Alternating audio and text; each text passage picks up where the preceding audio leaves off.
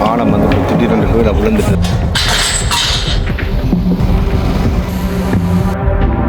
இந்திய ராணுவம் இங்கே வந்து அவனெல்லாம் கவனிப்படா அப்படியா? அப்போ இப்போ அவைய வந்து இதில் வேலை செய்யணும் என்ன நினைக்கிறீங்க? செல்ஃபி எல்லாம் உடைக்கிற பார்த்தீங்களா சீக்கிய நாமியோட.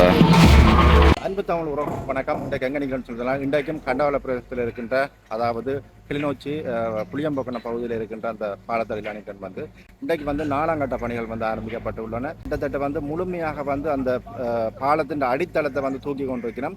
இன்றைக்கு என்னென்ன விடயங்கள் நடக்குது, எப்படியான சூழ்நிலை இருக்குன்னு அனைத்து விடயங்களும் பகிர்ந்து கொள்ளப்புறம் அந்த இந்திய ராணுவம் கொண்டு வந்த அந்த பாலத்தை வந்து போடினமா இல்லையா அனைத்து விடயங்களையும் பகிர்ந்து கொள்ளப்புறம் வேறு உறவுகளை முதலாக எனது காணொலியை பார்ப்போம் தான் மறக்காமல் சப்ஸ்கிரைப் பண்ணுற காணொலியை பாருங்கள் காணொலிகள் போகலாம். இல்லை பாருங்கள் வந்து சொல்லுங்க இராணுவத்தினர் வந்து நிற்கணும் பார்த்து கொண்டு அந்த பாலத்தை தூக்கி கொண்டு நிற்கிறேன். இப்போதைக்கு பாருங்கள் கிட்ட வந்து கொண்டு இருக்குது, மெதுவாக வந்து கொண்டு இருக்குது இந்த பெரிய அடித்தளம் பாருங்கள் அப்படி இருக்குதுண்டு. அப்படியே மெதுவாக போங்க, வேற தண்ணியும் கூடுது. உங்களுக்கு பெரிய பெரிய பாலங்கள் எல்லாம் போட்டிருக்குது, பார்த்து போங்க. பாருங்கள் இதில் வந்து முக்கால்வாசி தூக்கியாச்சு, பாலத்தை வந்து இழுத்து அங்கால் எடுத்து கொண்டு வைக்கணும். இதில் பாருங்கள் வந்து இந்த பாலத்தில் கலட்டி வச்ச இந்த கேடர்கள் எல்லாம் இங்கே இருக்குது பாருங்கள். நிறைய கேடர்கள் வந்து எடுத்து வச்சிருக்கணும் பாருங்கள். ஒரு செக்ஷனை வந்து வச்சிருக்கணும். அந்த அடித்தளங்கள் தான் நேற்று கலட்டினது இந்த இதுகளெல்லாம் இன்றைக்கு ஃபுல்லாக கலட்டி முடிச்சிருக்கணும். பாருங்கள் இப்போ எப்படி இருக்குதுன்னு சொல்லி பார்த்தீங்களா பாலத்தை. இதில் வந்து 2 மணி தண்ணி பாருங்கள் இவ்வளோ வேகமாக வந்தோன்றிருக்கு. இங்கே பாருங்கள் இந்த பாலத்தை தூக்கி இப்போ அங்கே கொண்டு வரத்துக்கான வேலைத்திட்டம் தான் செய்து கொண்டிருக்கணும். தண்ணி அளக்கணும் பாருங்கள். அண்ணா தண்ணி அளக்குறீங்களா? தண்ணியை வந்து அளக்கணும் பாருங்கள். இதில்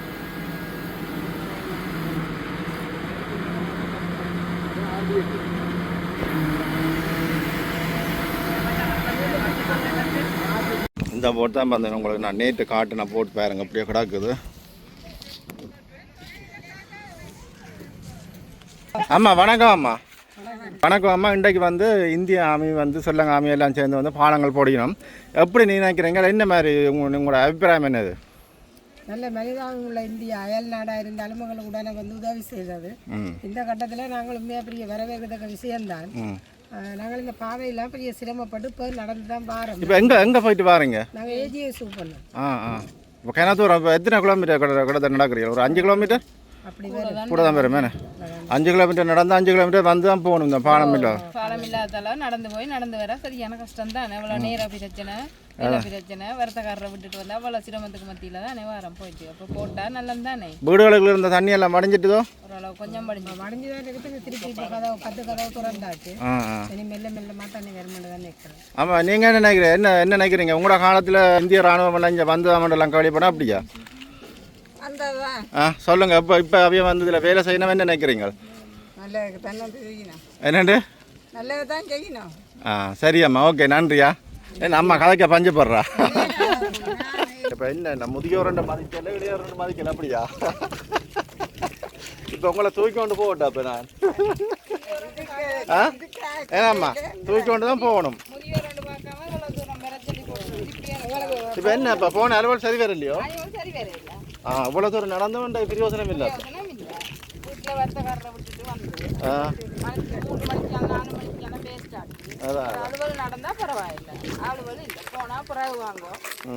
இப்போ பாதை ஒழுங்காக இருந்தால் கூட பஸ்ஸுகள் அதுகளில் போயிட்டு வந்தாலும் பிரச்சனை இல்லை. பாதை பிரச்சனை. ஒரு வாகனத்தை எங்களோட வாகனத்தை விட்டுட்டு போய் திருப்பி வர வரைக்கும் எங்களோட வாகனம் இருக்குமாங்கிறதே நம்பிக்கை இல்லை. செலவு போனால் சரி அக்கா, சந்தோஷம். எல்லாருக்கும் சந்தோஷம். அம்மா உங்களோட கொஞ்சம் தூரம் நடந்து வந்துருக்கு உங்களை கலப்பு ஆடுறதுக்கு. ஓகேயா? பாருங்க வந்து ஸ்ரீலங்கா ராணுவத்தை வந்து வேலை முடிச்சுட்டு வரீங்கன்னா இதில் பாருங்க புது இன்ஜின் ஒன்று கொண்டு வந்து வச்சிருக்கணும். இதில் இன்ஜின் ஒன்று இதில் வந்து ராணுவத்தை நிற்கணும் பாருங்க.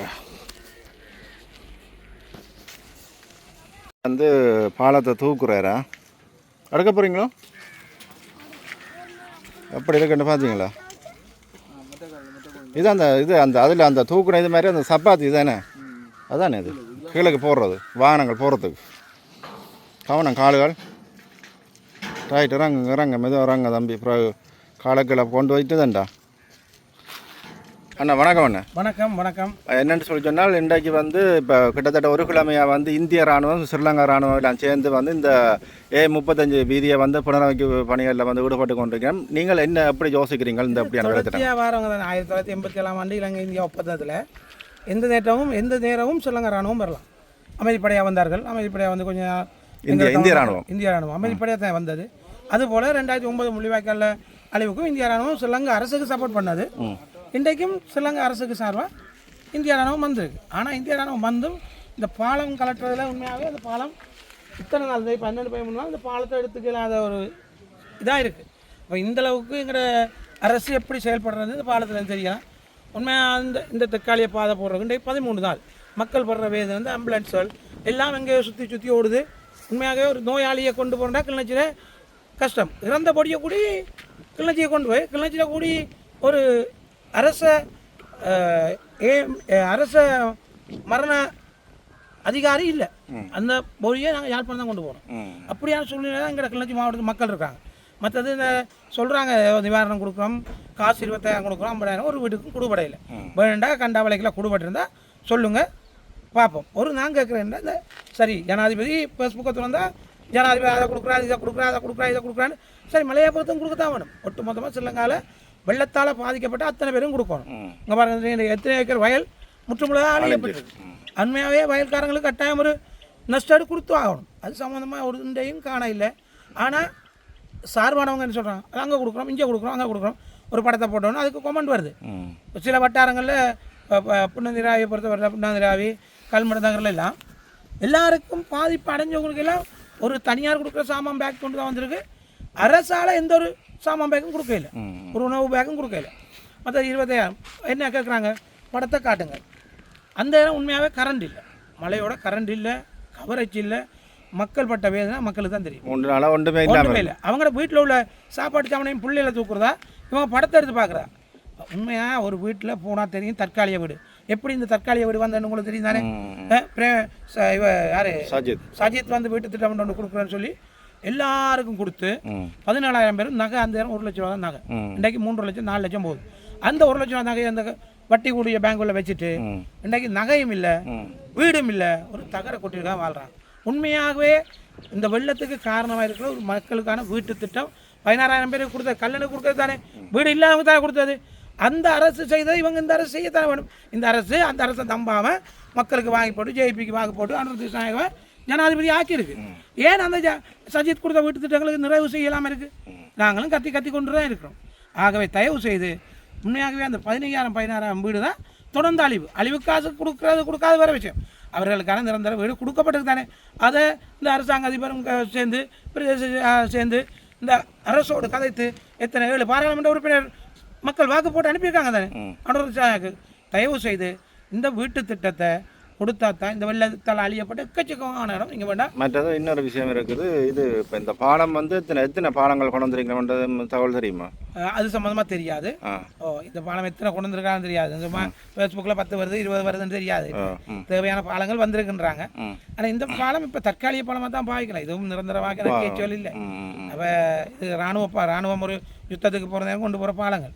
இப்போ இது நிரந்தரம் இல்லை. உண்மையாகவே உங்களுக்கு தெரியும் அங்காயம் ஒரு பாதை உடஞ்சி 6 வருஷமாக நாங்கள் குரல் கொடுத்துக்கொண்டு நாயாறு பாலமும் புனரமைப்பு பணிகள் நடந்து கொண்டிருப்பதாக கேள்விப்பட்டிருக்கிறோம். கேள்விப்பட்டாங்க. உண்மையாக நான் அந்த இடத்துக்கு இன்னும் போகல. நாயாறு பாலமும் கட்டாயம். நாயாறு பாலத்தை கட்டுறத அதை விட திருவண்ணாமலையில் எவ்வளோ சுகமான பாதை இருக்குது. அந்த பாதையை கட்டினா வடக்குங்களுக்கு இணைஞ்சிரும்னு சொல்லித்தான் அந்த சில வேலையெல்லாம் இருக்கு. கொலுசு இன்றைக்கி நாங்கள் பதவியெல்லாம் சுற்றி போகல. திருவண்ணாமலை சின்ன துண்டு பாலம் கட்டினா சின்ன வேலை.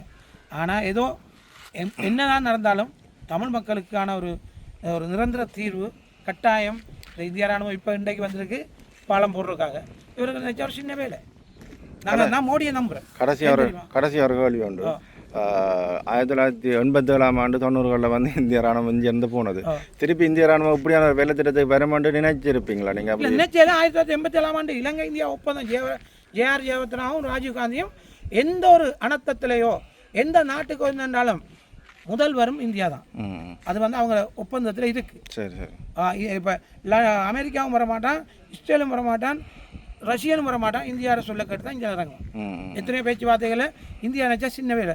இந்த வடக்கு கிழக்கில் தமிழ் பேசும் மக்களுக்கு ஒரு நிரந்தர தீர்வு எடுத்து கொடுக்கலாம். ஆனால் அதை விரும்புறது இல்லை, என்ன காரணம்னு தெரியாது.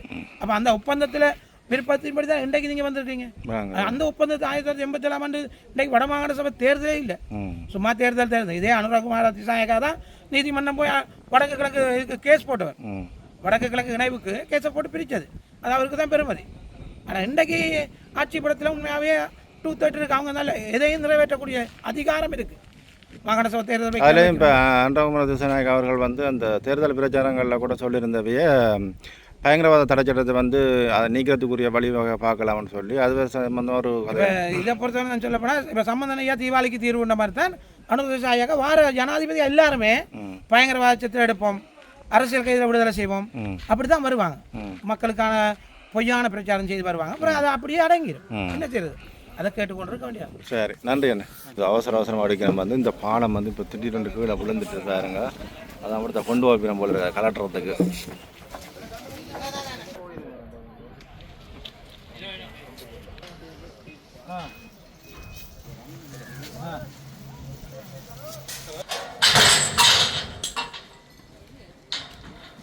இதில் பாருங்கள் வந்து இந்த தண்ணிக்குள்ள விழுந்த ஆக்களை வந்து காப்பாற்றுறதுக்குரிய அந்த நீச்சல் தெரிஞ்ச வீரர்கள் வந்திருக்கிறேன் பாருங்கள் முன்னுக்கு.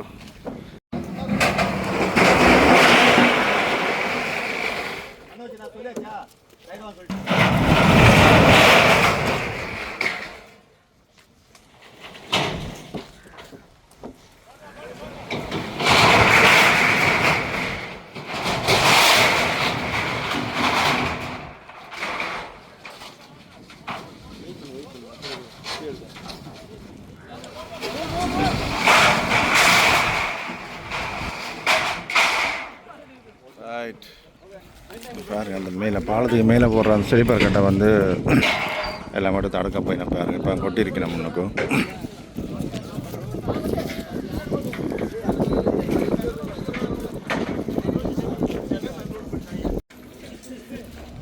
இதில் பாருங்கள் ஒவ்வொரு கம்பிகள்ற பெருசு பார்த்தீங்களா, நட்டு சைஸை பாருங்கள்.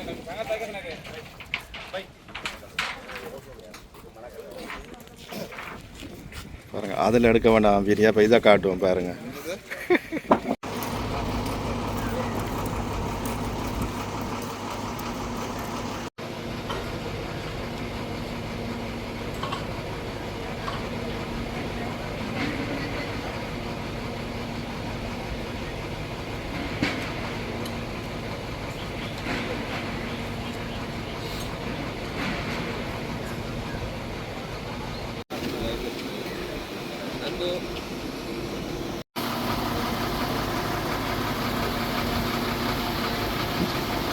பாருங்க கோணம் ஒளிம்பி இருக்குது.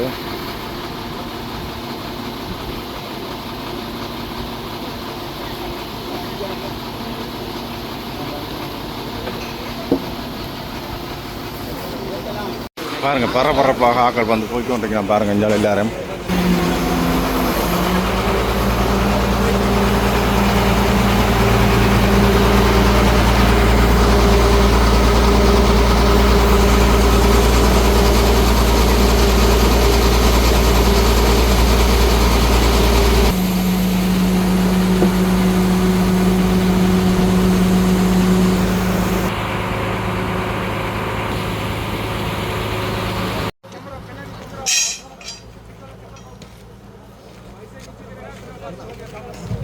செல்ஃபி எல்லாம் எடுக்கிறேன் பார்த்தீங்களா, சீக்கிய நாமியோட